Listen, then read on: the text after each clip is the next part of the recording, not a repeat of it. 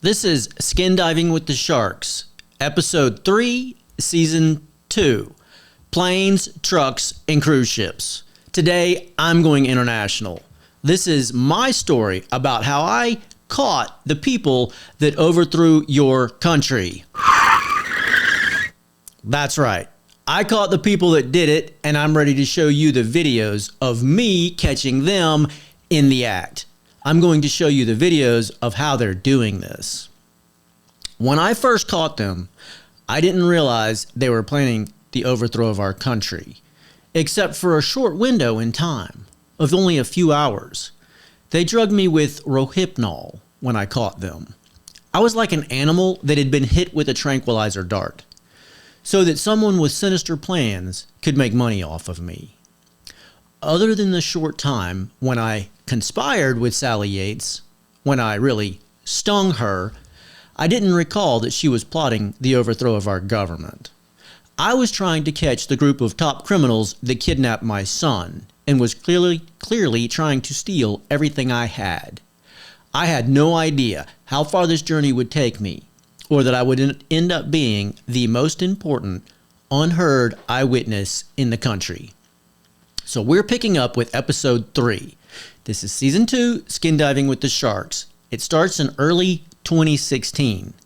Sally Yates hasn't yet signed the FISA warrant against Trump, but her group is strategically planning the overthrow of our country. I haven't yet realized the criminal spies following me aren't just a small group in the Southeast. I'm about to find out that they're nationwide, international. At this point, I don't know that the spy agencies were set up and staffed by the Freemasons, a secret society that conspires to control governments. Sally identified herself as the Eastern Star. I didn't know what that meant or who her family was. The Freemasons at the top of our government during the development of our country. Sally Yates is a direct line descendant of George Washington's mother, Mary Ball. To see the history of the Freemasons' control of America, watch episode 3 in season 1. Today, we're going from Gulf Breeze, Florida to the Bahamas via Kansas. Click your boots, we're going on a ride.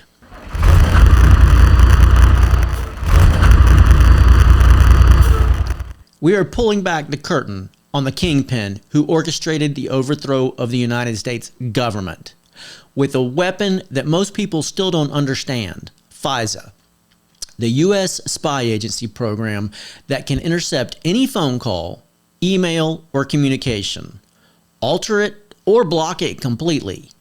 Welcome to the new world. Do some reading on FISA and you will see why you don't know what it is. This is the secret spy agency program that can intercept your phone call and pretend to be the person you think you're talking to. Think of it as a real high-tech app on the computer. The NSA, National Security Administration in Maryland, is a city unto itself. It has its own exit off the interstate. 39,000 people work at that location alone. Consider a group in this surveillance city with a full-time team following one person using a computer app that tracks anyone. They monitor the person's phone and computer. They follow their car and their satellite location, analyzing everything someone does. Sally Yates told me that they would know where I was going to go before I did, based on an analysis of what I typically do. If you call someone, they can intercept the call and use the name and the voice of the person you're trying to reach. They can select any marketing message or use any notification on your phone to send you a hint, a clue, a message. I have experienced them shutting down the computers at places I go in order to slow me down. Not just my computer, but the computer of the store I walk into for business. This is the spy program that allowed corrupt U.S. attorneys to rob America blind and overthrow a presidential election, and to this day remain unprosecuted. These citizens have a right, you have a right to know how you're being attacked. The U.S. attorneys and spies who use this application know how powerful it is. They're sworn to secrecy. They thought they could use it to take over the strongest country in the world and pillage it at will. Right now, they're still succeeding. We are living on the brink of financial ruin because the top authorities have been robbing us blind. Don't believe me? Listen to a spy that's following tell you that. He's telling me to just go along with the program. Take the money and run, Fletch. I made this recording I'm about to show you in 2017. This is a spy trying to convince me to cooperate with the heist that I stung. I hired a professional to review this camcorder footage and put down the transcript so you can understand it. The computer pro put down what he thought it said. I respected his integrity. We disagree just a little bit on what it says, but the message is clear. Go with the program or be destroyed. These people are robbing the citizens' bank like no one's business. They're doing it at the mercy and the cost of the people.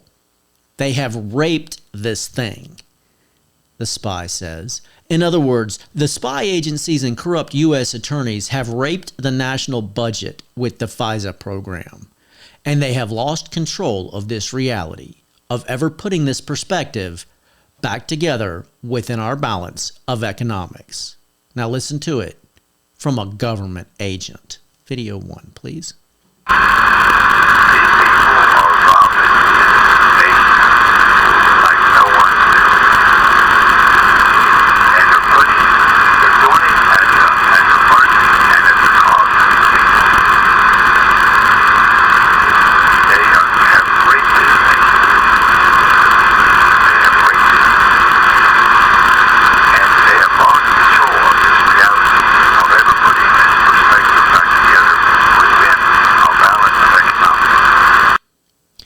The message is repeated many different ways, in many different times to me. All of it is electronic fraud. The next recording is another spy calling to pass a message. The message is so constant and uniform that I first have to verify it's a recording. I can't even tell if it's a real person at first. I'm trying to come forward in the national investigations. Each time I call the U.S. Department of Justice, I get a message back, a phone call, text messages from the spy criminals that are telling me I have to follow a strict script, the racket that I agreed to. Instead of getting a call back from an FBI agent, this sounds like you would expect. Hey, Ferris, I'm an FBI agent that got a call that you're an eyewitness in this case. No. Instead, I'm getting what you're getting ready to see. There is only one way this racket works. Notice this man's name is Connor, Conman, Convincer. Video 2, please. Well, Connor, to be honest with you, I've talked to you before, if this is not a recording. You still there, or did you hang up? Yes, I am. Okay. You know, I've never had that question asked before. I do have to follow a strict script, so I guess I sound kind of strange sometimes. Yep. That's one of hundreds of calls and messages that I got in return after calling the U.S. Department of Justice. Some of them are downright hilarious. I'm going to be putting a whole bunch more of them together for you. I'm an unheard eyewitness against the person that overthrew our country. But when I call to come forward in these national investigations, that's the phone call I get back from the spy agencies. The message is clear. This doesn't work the way it's supposed to. We have the weapons of war at our fingertips. We will control your settlement if we let you get one. You have to follow the script. You have to share the money we're stealing with us. Hello, everybody. I'm Ferris Broxton. In 2016, I'm realizing what many people still don't know about our government. I have many experiences that remind me of a conversation when I stung the U.S. attorney. These messages are convincing me that the spy agencies have far more capability than anyone realizes. Sally Yates said some crazy things to me when I busted her, and they're all turning out to be true. She told me about the capabilities of the spy program and how they operate. I didn't believe her until I saw it myself. The concept that somebody can intercept a phone call that I'm placing to an attorney and convince me that I'm on the phone with that attorney's assistant is a concept most people have a hard time understanding. They did this to me repeatedly. You're about to hear one of those conversations. It's the mind control that's going to shock you. We are living in an age where most of the citizens are deceived about the capabilities of the government. I'm about to give you one terrifying example of what's really going on. When this happens, I'm still in Gulf Breeze, Florida. This is 2015 to early 2016. A civil rights attorney is someone who sues the government for violating someone's constitutional rights. That's the process that holds the authorities accountable. There are few civil rights attorneys in the country. They have been limited, surrounded, and controlled by the spy agencies. A civil rights attorney is a threat to the plans of the deep state. It's become obvious that the spy agencies not only monitor the civil rights law firms, but it's obvious that covert spies have taken up employment and volunteered with those law firms. This is a flagrant violation of our constitutional rights, but it's something they have to do in order to take over our country. I've caught spies doing this at Tom Fenton's office and Jay Sekulo's office. That's the nation's top two conservative civil rights attorneys. When I stung Sally Yates, she was terrified of someone named Jay. In 2010, I'm in the course of stinging Sally Yates, and she's trying to figure out who's helping me. I'm unraveling her criminal empire. This is going back to my shop in the engine room at my house in Winder, Georgia. I have been investigating and learned enough about her criminal empire that she was convinced I had help. Graphics 1, please. This is my house in Winder, Georgia. 2. This is the engine room. 3. And this is the contract that we forged in the engine room as Sally Yates set up this massive racket and I stung her. I had been investigating and learned enough about that criminal empire that she was convinced I had help. She was interrogating me about anyone else she thought might be helping me.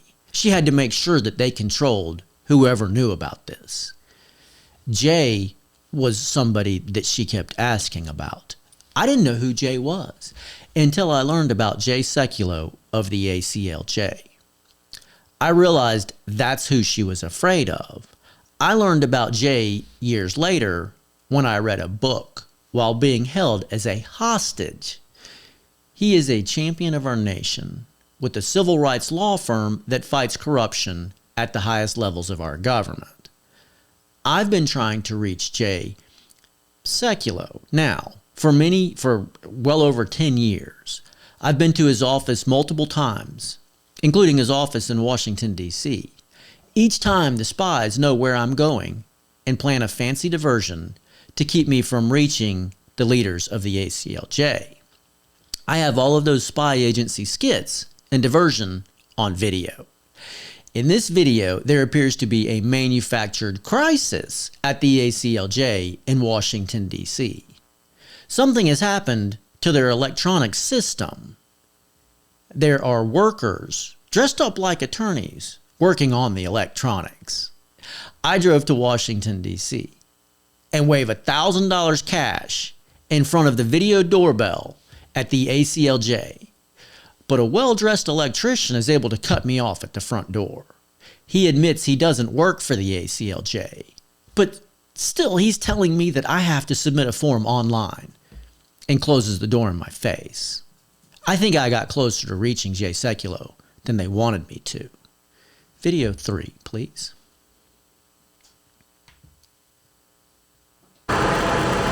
Okay, so I knocked on the door and the thing started spinning again. I want to make a donation. I've driven from Phoenix.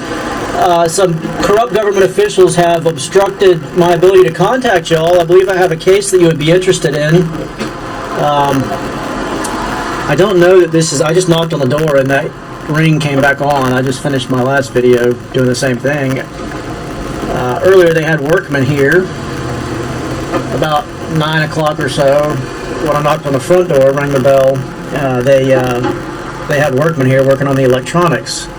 So I don't know why they would not be interested in a cash donation. This is just bizarre. I made several videos of that obstruction, which occurred 2 different times that day. That's just one clip from one video. Notice I'm standing at their door with $1,000 cash on the internet doorbell saying I'm an eyewitness to what you say you want to hear on your news broadcast. But I'm getting ahead of myself. We're still in Gulf Breeze, Florida right now, recalling how my first attempts to reach the ACLJ were obstructed. I've done this hundreds of times, and I have dozens of good videos to prove it. 4 different trips to Washington, D.C. I imagine the Sekulows are going to be highly upset when they see this. They are very interested in this case, and I have asked for people involved to contact them. I'm sorry, they have asked for people involved to contact them. They've made legal motions and represented whistleblowers. My first attempts were attempts to call from Gulf Breeze, Florida. At some point, I realized my calls weren't getting the proper response. I realized that someone was able to intercept the phone calls, or that there was a criminal in their office, a turncoat spy, like the electronics team there that shows up to solve whatever electronics problems they're having. The internet doorbell is controlled. If you can intercept a phone call, you can intercept an internet doorbell. The ACLJ does a regular radio broadcast. They were publicly fighting to expose the corruption I was a witness to, the conspiracy to overthrow our government. Jay and Jordan Sekulow and Logan too were publicly asking for witnesses like me to come forward. At one point, they assured their listeners that if anyone who was spied on in church called, they would get a call back from an ACLJ attorney. But when I called their office, the people answering the phones couldn't help me.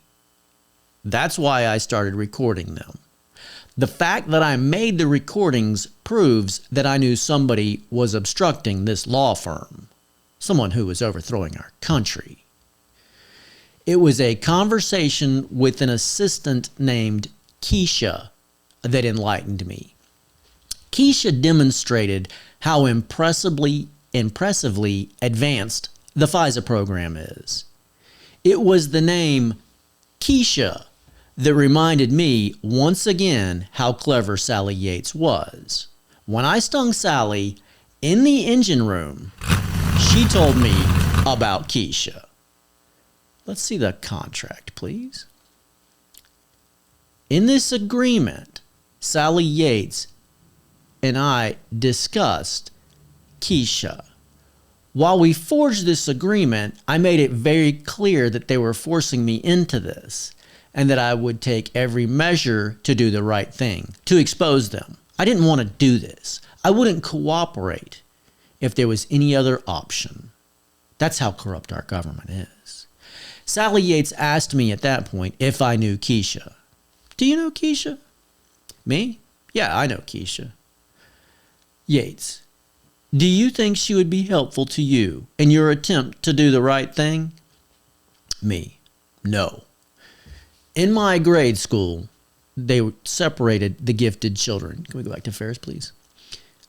I was placed in the gifted class, where I learned to read on a different level. While the Keisha I knew wasn't in the gifted program, I realized that Sally was using the name Keisha like many people use the name Karen. I knew at that point that Keisha was an acronym for Key Special Intelligence Agent. The day I stung Sally Yates was terrifying. But here I am 5 years later in Gulf Breeze, Florida, on the phone with Keisha. The phone call's about an hour long. Most of the time spent waiting. It's very well planned. It's the end of the call where I recorded Keisha. You're getting ready to see another recording of another Keisha. This is where you get to see, once again, the spy hunter pulling back the curtain on the FISA spy program as corrupt U.S. intelligence agents use it to overthrow our country. This call is the second Keisha I record when I'm trying to reach Jay Sekulow of the ACLJ.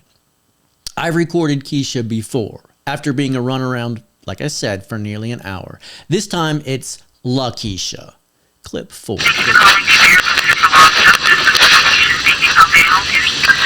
Lakeisha, this is, my name's Ferris. I am at the office here on, what is it, 2nd and Maryland, and, I've been trying to get in touch with y'all for some time, and I've got a, electronic, miscreant, that has prevented me from being able to contact anybody, and this time it's La Keisha. La Keisha, I'm at your door, at your headquarters, with $1,000 cash donation. I'm the eyewitness the founder of your organization says he's looking for on his public broadcast. Obviously, La Keisha doesn't work for the ACLJ. If she does, she's a turncoat spy. What I was trying to find last night was the first recording I made years earlier of Keisha. A different person doing the same thing when I try to reach the same organization, the ACLJ. That recording made when I lived in Gulf Breeze, Florida. That was when I realized I was under the full-time surveillance, intercepting any and every call they didn't want me to make.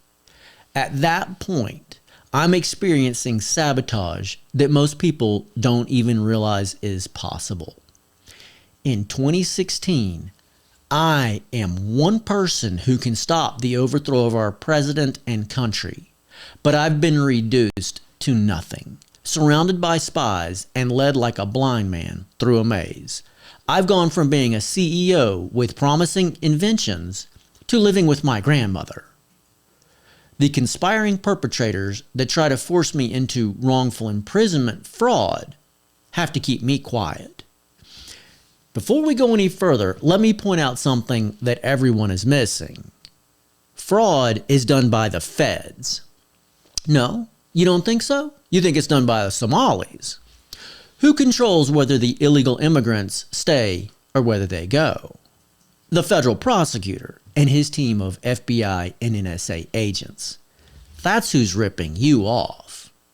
Who has the ability to intercept the phone calls of anyone concerned and control the investigations?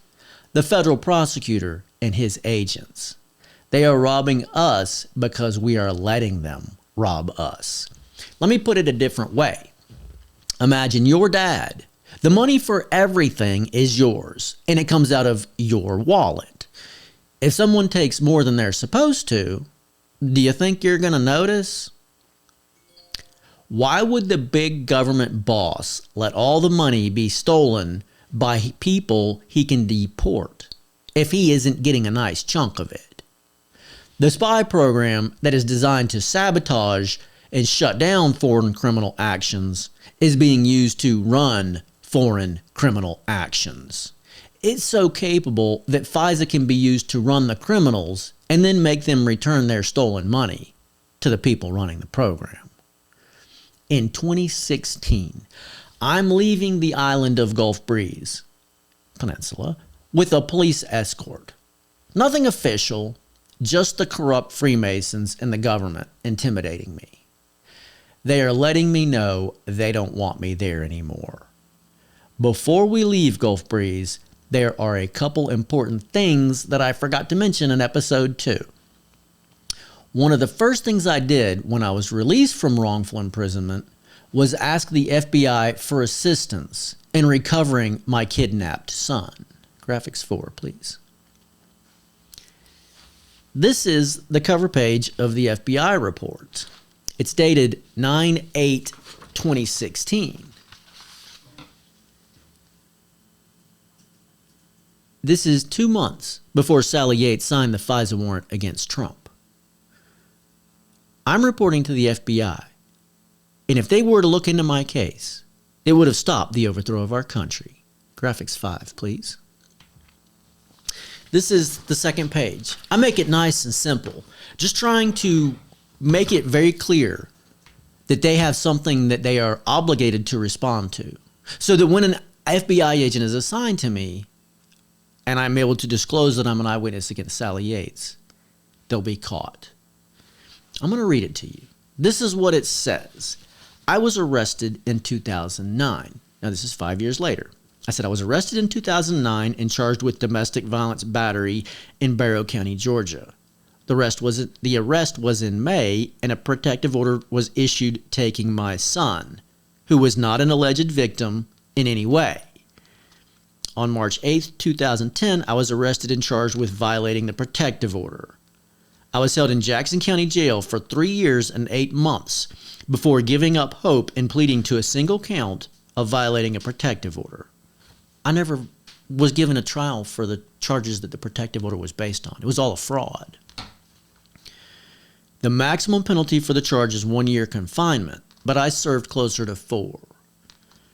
I was never tried for the battery charge, and despite my attempts to get a trial, an attorney got the case dead docketed.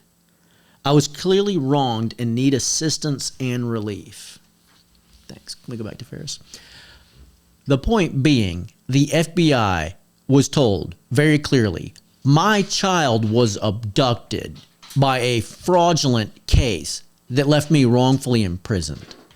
There is no debate that because of this report right here, the FBI was informed of 2 kidnappings. One of me, one of my son. But like Sally Yates told me, they will not help you unless they can line their pockets. Shortly after I got situated in Gulf Breeze, I got a call letting me know a good friend had some stuff they had saved for me. I'm able to reach this fellow. It's the items that he has which remind me of our contract, our agreement when I stung Sally Yates. All these items that we talked about, the keepsakes, like this watch right here that my ex-wife gave me, telling me that one day it might come in handy, real handy. Back then, I didn't know what MK Ultra or Operation Midnight Climax were. I didn't realize that our government had done extensive research on how to gain control over people, drugging them and manipulating them to gain control over them through conspiracy. I didn't know, well, I knew that I was living this nightmare, but I didn't know that it was already documented history, that they've done this before, many times before. The criminals I caught are the offspring of the criminals that did this before. My ex-wife knew what they were doing. She may not have understood all the fine details. She hid it from me for 6 years of marriage. The watch is one way to cope with FISA abuse. You see, they make you late by changing the time on your phone or your electronic devices. They push you into situations where you can't even charge your phone. If you don't know what time of day it is, you really have a hard time coping. My best man in that wedding was Casey. Casey, the same friend that wrote the letter giving me proof that I only intended to sting Sally Yates, had a bunch of stuff that he saved for me. The items that Casey brought me caused me to remember more of the discussion when I stung Sally Yates. I've claimed many times that I was drugged with Rufinol. Rufinol is a wicked drug that is used to hypnotize people.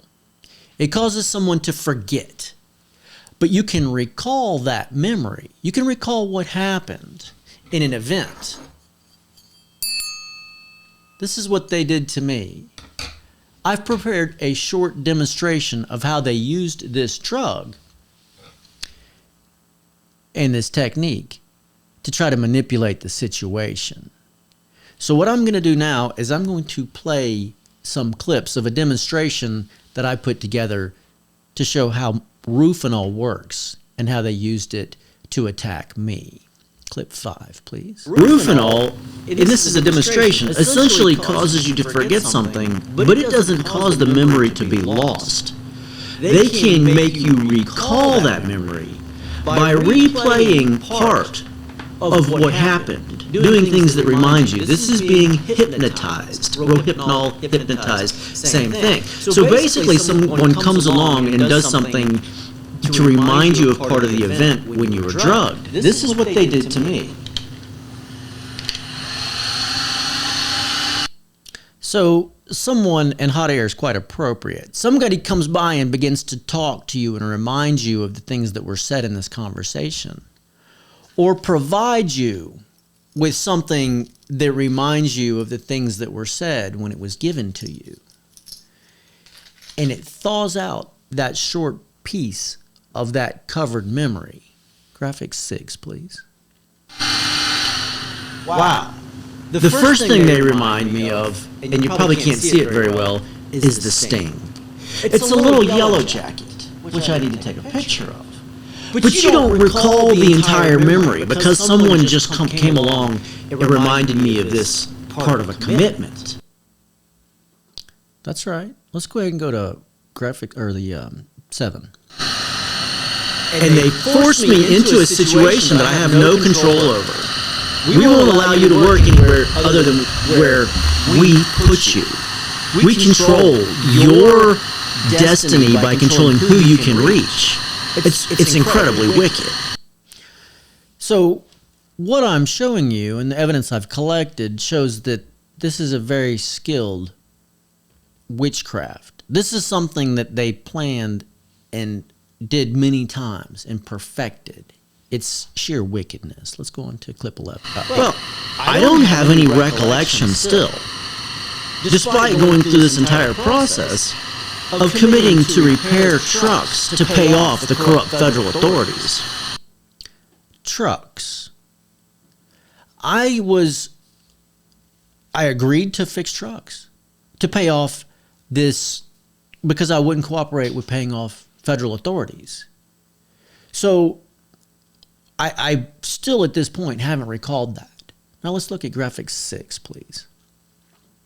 This is that wax memory that I melted all the wax off of. One of the big things right there in the center of it is a truck. I can't recall the entire night that I stung Sally Yates.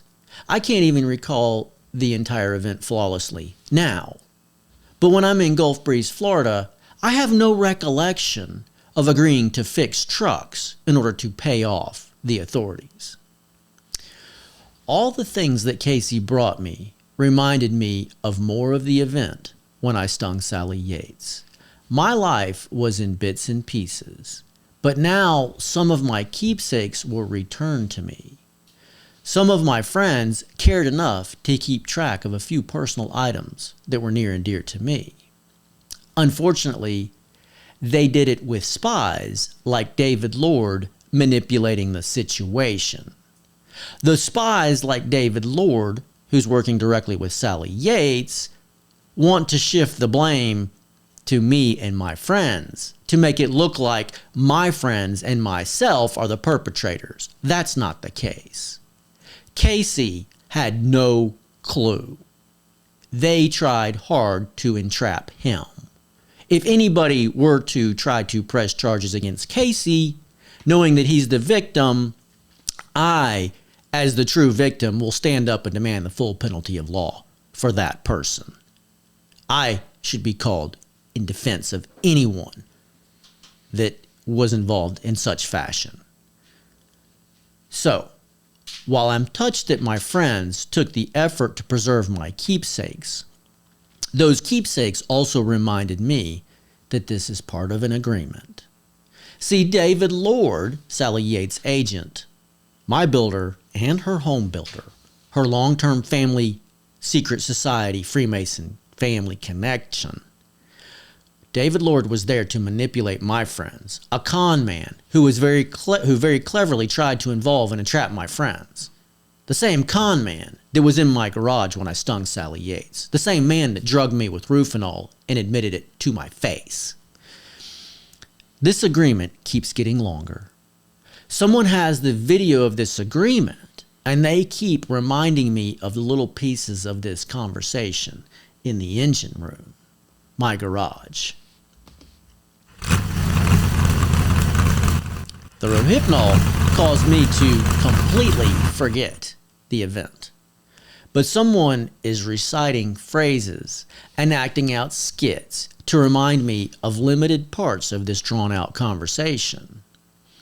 I can tell that a skilled expert is strategically helping me recall the portions of the conversation in order to manipulate me.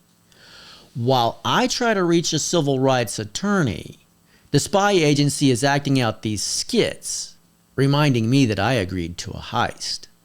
Keisha and LaKeisha's skits are terrifying examples of how powerful and corrupt the U.S. spy agencies are. There's no telling how much money of yours that they stole in order to advance a multi-million-dollar heist.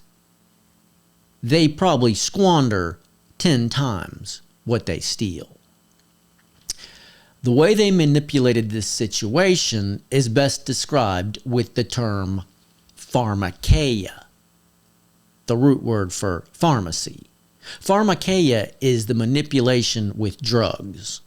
This is the manipulation with drugs that were developed over generations by alchemists and Freemasons to do just that, to manipulate people.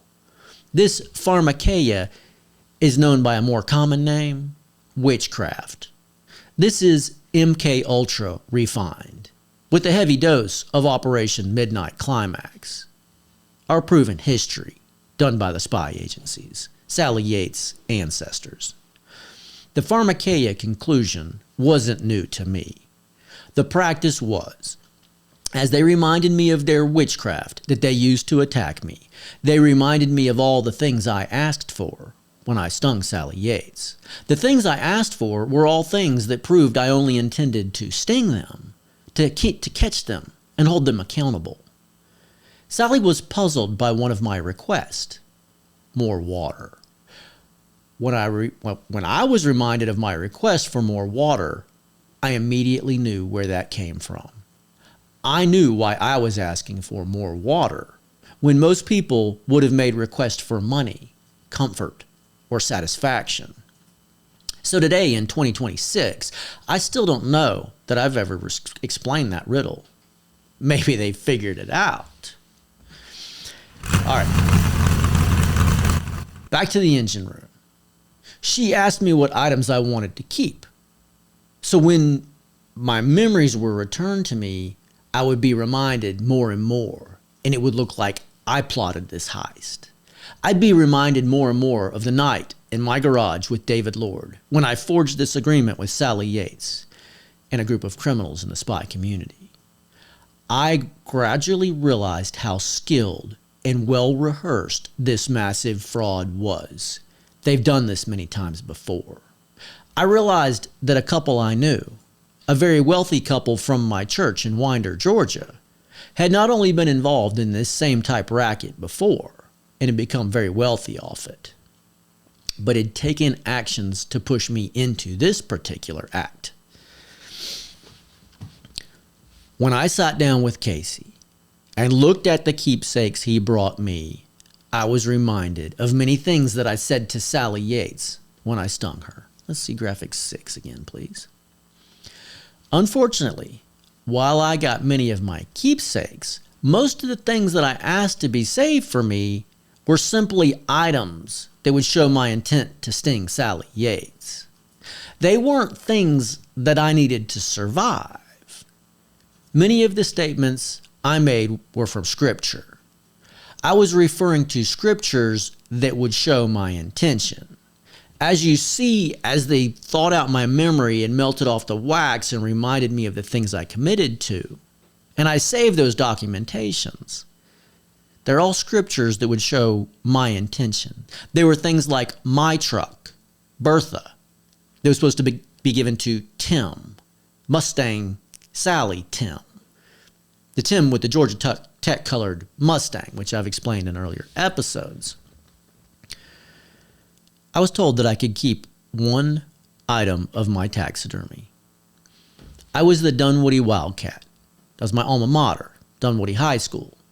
And I wanted Casey, anyone who looked at my case, to see that I had caught a pretty little bird named Sally Yates. I was only allowed to keep one piece of my extensive wildlife trophy collection. Graphic 7, please. This was the piece I chose to keep. Now, this is not the actual piece of mine. This is just a very similar replica. Mine was a beautiful bobcat like that one, coming down on a piece of driftwood with a wood duck drake in its mouth. Very similar to that mount right there. The rest of my trophies were to go to Bass Pro Shop or some sporting goods store where people could enjoy the wildlife art. At that time, I had no idea that Sally Yates also graduated from Dunwoody High School several years before I did. Another thing I did before leaving my grandmother's house in Gulf Breeze, Florida, was accept one of the vacations that I won to the Bahamas. The trip was still months away when I left Gulf Breeze, and as soon as I had enough money, I went to truck driving school. I went to truck driving school in Tallahassee, Florida, spending my last dime to get a better job. 10 days later, I was kicked out of truck driving school. You know how to drive a truck, they told me, before the course was even done. We found a job for you. Go. When I took my written test, I took the test for all the endorsements also. So I had a shiny new CDL with all the endorsements. I applied for the federal background check for hazmat and left for my new job before I could get a response on the hazmat background check done by the FBI. My question to you, how could someone who was held in an insane asylum for an extended period be fit to drive a semi-truck at all? Never mind one laden with explosives or other hazmat material. Graphics 8, please. This is the driver's license I had before I got my CDL. If you notice, that address there, 3405 Mike Pageant Highway, Augusta, Georgia, is the address of the insane asylum. This is a special weapons permit from before, and I had more than one. That's a suppressor. I had a couple suppressors. So I went from a high government's clearance, holding federal weapons permits before this saga started, then being held, given a driver's license, and an insane asylum with the address of the insane asylum on it, then being given a commercial driver's license to drive an oversized tanker or truck holding any and every type of dangerous or explosive material. They can make up any story they want. Now, my new job assignment was a little strange to me because they kicked me out of truck driving school before the course was over, and they only had one job offer for one of their top students. I should have had several offers. They only open the doors they want you to go through. So I packed up my little Jetta and headed to Kansas. Trans Am was the company that hired me. They hired me, trained me, and set me up as an owner-operator in a manner in a matter of days. I was on a contract for 6 months as an owner-operator. Then, after that 6 months, I was scheduled for my free vacation in the Bahamas. I drove for 6 months. Nobody was doing much to sabotage me for those 6 months. The spies were convinced that I was going to do exactly what they wanted me to do. They thought I was going to save up some money, then go to the Bahamas and cooperate with the massive wrongful imprisonment settlement. Now, I deserve that settlement. I just didn't conspire with them. I just want you to know that I could have retired in 2016, taken your money, and run off to split it up with the top government criminals that are robbing you blind. At the end of that 6-month contract, my driver manager told me that I was the best new driver that company ever had, with one other individual who they all still remembered coming in a close second. My tax records should prove that. I turned in my truck at the end of the lease and headed back to Florida to get on a cruise ship bound for the Bahamas.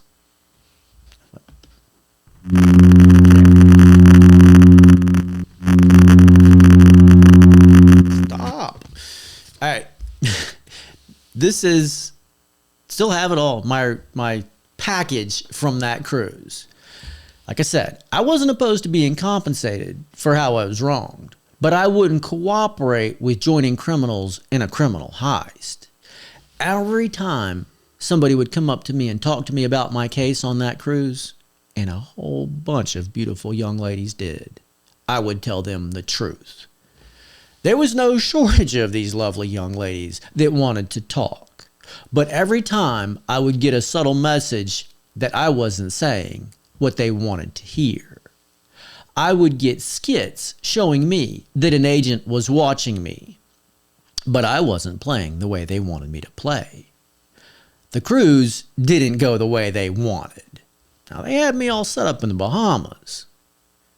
I wasn't playing along with them. I did go diving and adventuring with a constant invitation from lovely young ladies, but again, I would not play along. It was just like Sally Yates said, they won't help you if they can't get part of your settlement. If there's not something in it for the spies, you get nothing. Well, that's a problem because I can't pay an investigator. That's a bribe and a crime. Getting a settlement for being wronged shouldn't be a criminal conspiracy. I'm going to look at what's going on today here in North Dakota for a minute. There's another case involving a federal agent right here in Minot, North Dakota. Beck News is championing that corruption case, making a podcast series called Injustice. Picture 9, please. You can find that at injusticend.com. God told us that he would destroy nations because of injustice. God hates injustice. Go back to me, please. When I got back home from my free vacation in the Bahamas, I headed right back to Trans Am for another lease. I gave my car away because I expected things to continue to go the way they had. I was confident that I would be in a much better situation. Now, I said I gave my car away. I had one Jetta. I had one Volkswagen Jetta that was broke down. My mom gave it to me when I was fresh out of jail, broke, nothing to my name. Or she may have sold it to me for a small amount. And I was able to fix it and use that. I gave that away when I went back to Trans Am. But instead of being able to work and save more money, I was sabotaged. It was different. They continually monkeyed with my planning and made my life miserable. I documented this for quite some time. My planners let me know they were watching me. They had plans that were different than mine. They didn't want me to stay there and work. Their plan was to, well, I'll tell you what they did and what it meant. One day, I got a skit at the main terminal. There was a group of spies acting out a drama. letting me know that I was being sabotaged and not allowed to work. There was a play going on in front of me that I had to stand back and watch. The company yard, the area that I needed to use, was blocked. I was forced to stand back and watch this drama play out in front of me. It was a black fella with dreadlocks. The police were taking a report right in front of my face about this fella, and the company was trying to get his truck back for him. Now that stuck out in my head because truck was a real loud message to me, and they weren't trying to get his truck back from him. They were trying to get his truck back for him. They said it twice. The company rep told the police they were trying to get his truck back for him, not from him. They made sure that I understand that. They were looking at me and talking to me as if I were the perpetrator. Clearly, they wanted me to realize the drama was meant to pass a message to me. Again, the police were chasing around a black fella with dreadlocks, chasing him around the parking lot in order to get his truck back for him. That's clearly out of place. It was a loud reminder of the sting contract between myself and Sally Yates, with all the prearranged lingo and details surrounding this skit. It was clear. I like to play dumb, because the more I play dumb, the more times they reiterate it, and the more times they make it obvious that the prearranged lingo which I documented is what they're using. Now, black guy, that could refer to me or any spy in the racket. Dreadlocks refers to someone who doesn't want to go to jail. There's probably a whole lot more to it, like his outfit, if it was a jumpsuit. They tie in a lot of fine details. Sally Yates explained how that would work. Remember the heist that I stung?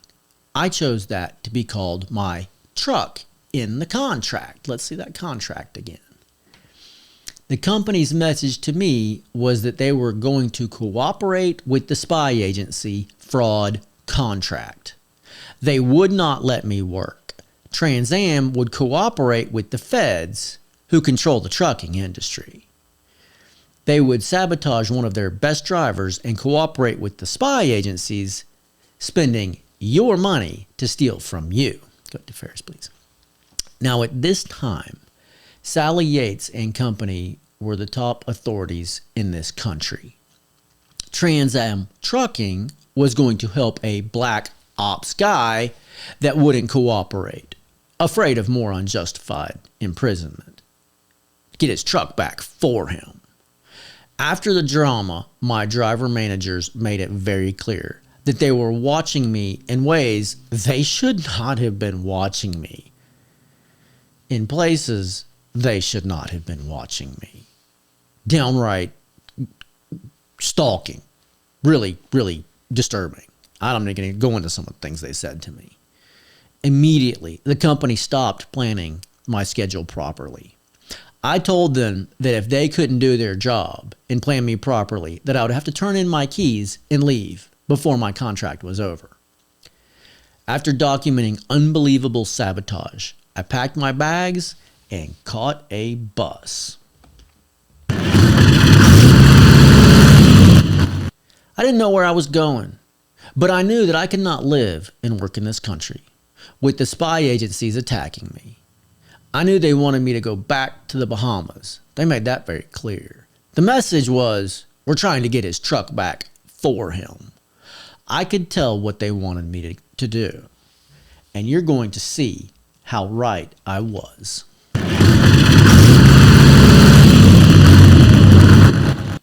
I got on a bus in Kansas and started back to Florida. Now this is creepy, y'all. I'm on a bus on a long ride late into the night. Right now, I'm not even going to get into all the skits that went on that bus. I could tell something real weird was getting ready to happen, beyond what all the skits around me were. I could tell something's not right. I picked up on something someone said, and I know that I'm being followed closely, not by one person. At one of the stops, a fellow the size of Brock Lesnar gets on the bus. I see his face momentarily as he identifies me and sits next to me.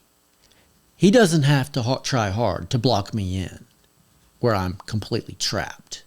It's his face. As soon as I see his face, I recognize him as Eric Hardenson's brother, the center of his face.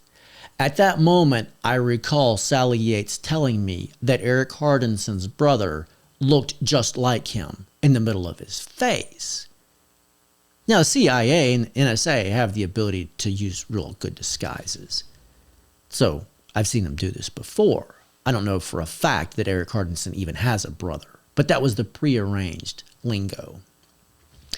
Eric Hardenson was the corrupt spy from the early episodes that Sally Yates said I would be able to catch. He was the fellow that clearly conspired to keep me from getting the fast and speedy trial I filed for and had a right to. Eric Hardenson was the corrupt special agent in East Region Medical Facility.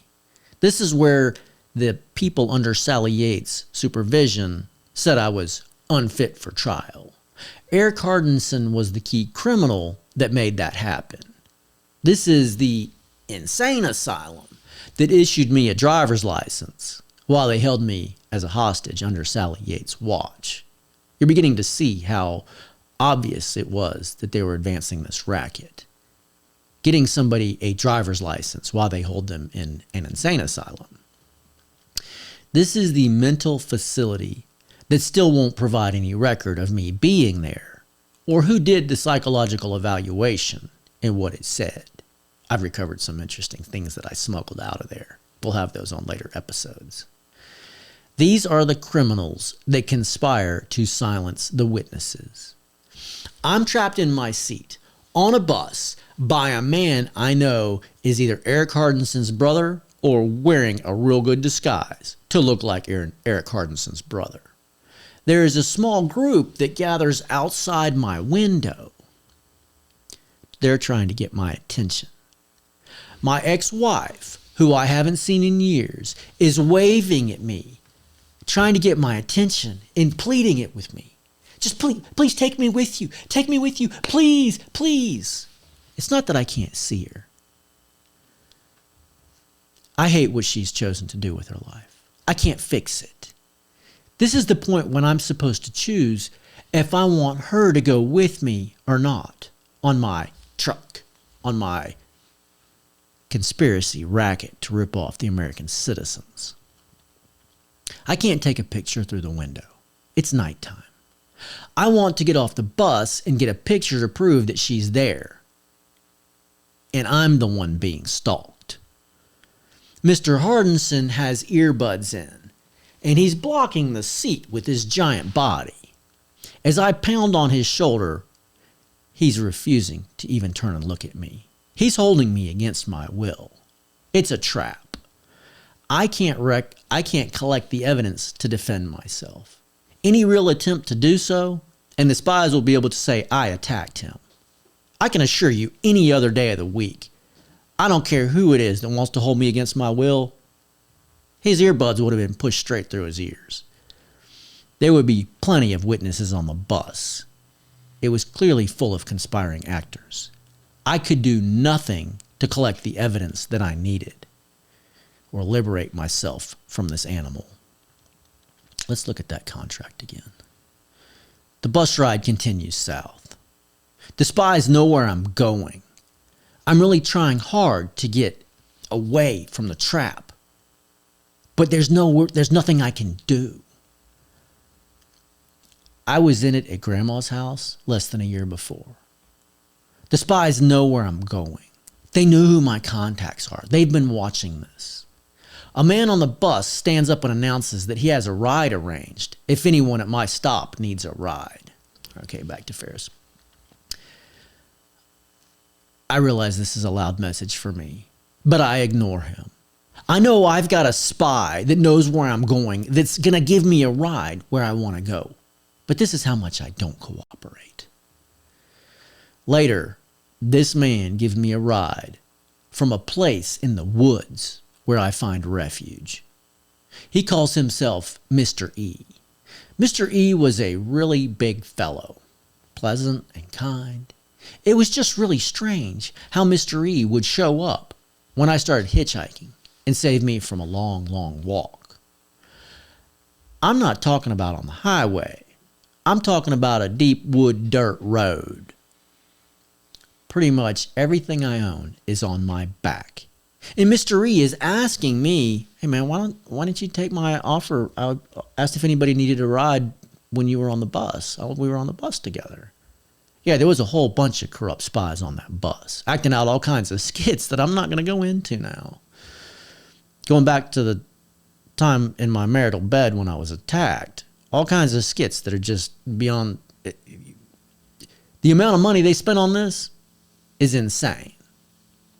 But here I am, walking down a dirt road with pretty much everything I own on my back. I have 10 to 20 grand in the bank. I'm not allowed to live and work in the United States.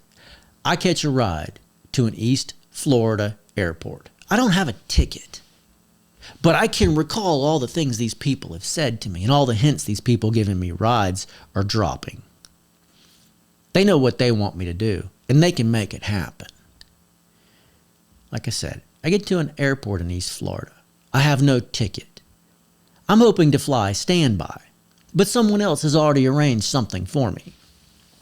One of the guys that gives me a ride is able to drop me a hint. He tells me that I can probably catch a flight pretty easy. Sure enough, there's a private pilot flying supplies to the Bahamas. He's happy to take my cash and is satisfied with my passport. He claims to have no contraband, and that's all he wants to hear from me, is that I don't have any contraband. We take off in a small plane. Graphics 10, please. It's a little Piper. We fly in a little Piper to the Bahamas. I always wanted to get my pilot's license, and I take the opportunity. I love it. I love flying. I take the opportunity to learn all I can. He explains the controls, and I soak in the experience. We fly through a storm and through a whole bunch of beautiful weather, too. I have no idea where we're going. I don't have any reservations. I don't know that my phone isn't going to work wherever we land. I am simply being run, forced into an unknown direction by our spy agency, while Sally Yates is the top authority in the region. My pilot has a couple stops to make before the Grand Bahama Island. We descend on a small landing strip in some mysterious island.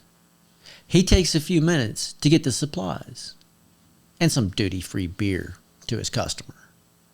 We take off again. As we zip away, the pilot realizes he's forgotten something important. His customer is on a fast boat leaving the island we just visited. The pilot buzzes the boat a couple times, holding up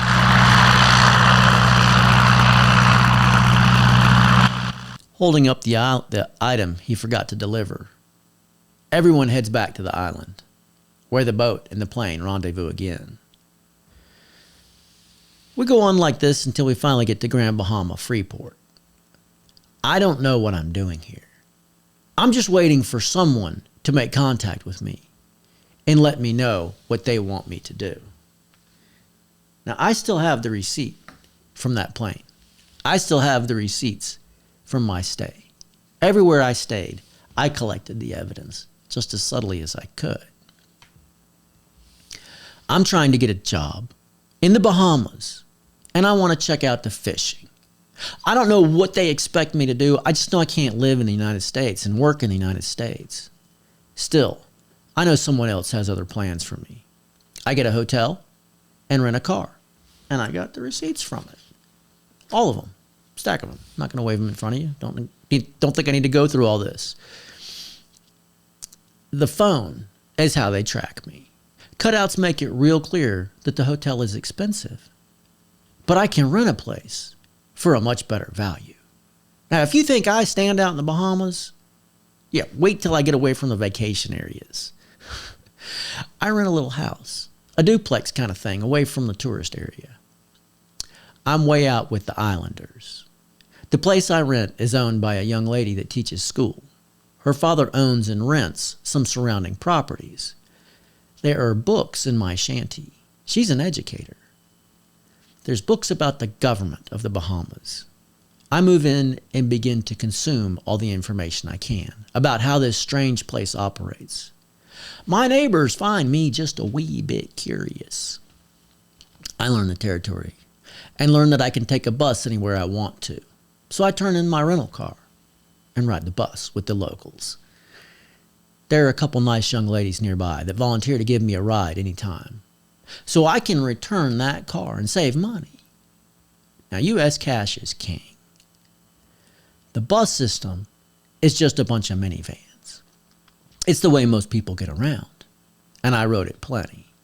People are getting on the bus with big fish they've caught, and I quickly figure out where to go to catch the big fish and how to get there with just a few bucks. I buy a collapsible rod that fits on the bus and a backpack cooler. The beach by my place doesn't get many bites, but I quickly find action at the inlets and more dangerous areas.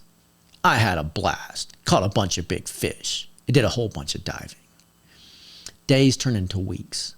Employment is a constant tease. I find some industry folks who think they can find a way to employ me. But this isn't America. They don't let just anyone work. Work permits are pretty hard to come by. And in my case, they would do it. They would get me a job, but I had to do something wrong. That's what they wanted. They wanted to have a way to control me. So I'm spending my time fishing and diving. I develop a taste for conch and lobster. The seafloor, just 10 to 20 feet from the surface, has delicious fare crawling around on it. I don't have a boat or anyone to share the experience with, but I can't resist diving and checking out the underwater fish and game. Getting into shape to pull conch off the seafloor in 20 feet of water is a challenge. Once again, I find myself far from the shore, swimming with the sharks. By my shanty, the water is calm, and the sharks are big. When they come to check me out, it's intense. I'm realizing that there's no opportunity for me to work legally. It's the same trap I faced in the U.S. I can only live and work if I'm willing to break the law. So I start planning my return to the U.S. There's no opportunity here. And the people that are saying that, wait, someone's going to meet you, are dragging me and dragging me and dragging me. My passport only allows me to stay in the Bahamas for 1 month. So I lived there for, over a month. The teacher who owns my shanty visits and passes the same clues and cutouts around me, the same clues as the cutouts around me. I'm on my way. Wait for me. I don't know who they say is coming. It has to be the lovely FBI agent I agreed to leave the country with, or my ex, or both, the way these guys play. My landlords, was probably both, because they got to fix the case. So the FBI agent has to come. And obviously, as I just told you, my ex wanted to be there. My landlord's father works on the nearby properties. I consider doing some work for him, but then he starts talking jive. He doesn't know what he's saying, but his message is clear. He keeps talking about a big black snake that takes down all the power lines in Chattanooga. Chattanooga means don't talk about Georgia. The islands have rules. You can break them if someone wants to get you. They have ways to enforce it. So I don't break any rules because I don't want anybody trying to keep me there. You can't stay more than 30 days, and I already have. I'm planning my return, but someone's trying to keep me here. My landlord is telling me not to leave at the last minute. The authorities start following me and looking at me real curiously. My landlord's trying to make me miss my flight and stay in the Bahamas in violation of the 30-day law. but I don't wait for her to show up. With whatever it is that's so important, I catch my flight back to Miami. The message is really clear. If you want to work with the spy agencies, you have to be in violation of the law. You have to be in a position where you can't come forward and expose them. This is the Freemasons. There is no way out. At Customs, when I get back to the United States, there's another skit. The customs agent interrogates me considerably. He wants to know if I went to the Bahamas to meet with Tabitha, my ex. No, I didn't go there to meet with her, and I didn't see her.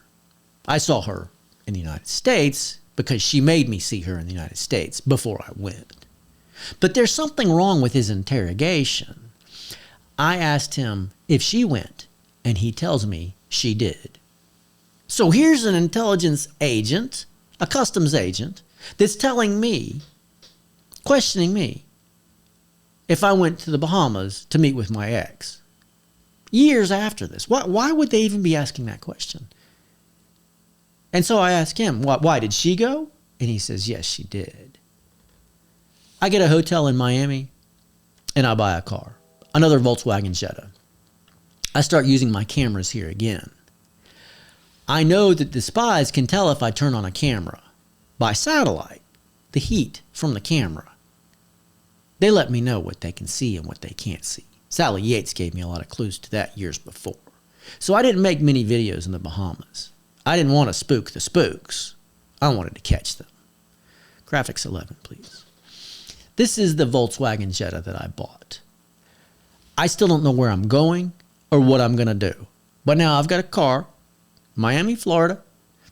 My hopes of catching the criminals overseas were futile. They won't play with you until they're in complete control. I'm smoked out of my hotel in Miami, surrounded, just absolutely smoked out by pot smokers.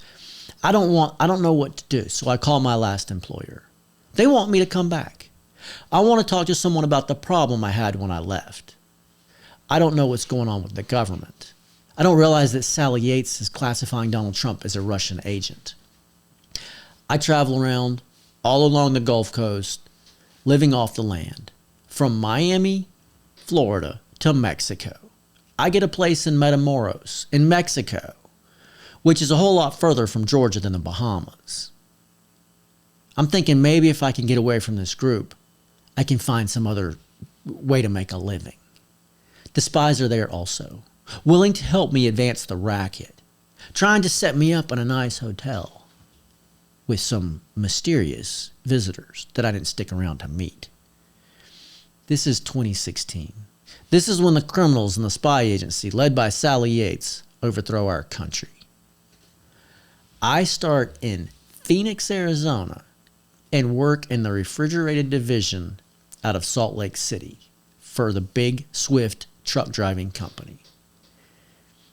That's where the Western Hemisphere, that's where the Western headquarters of the FBI is located.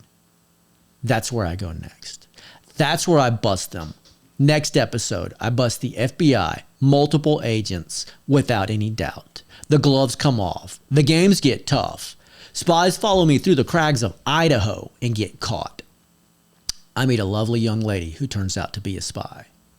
I take the only job available to me once again, just to find out I'm working for another lovely young lady, the FBI agent in charge of my case. And I'm sharing her address.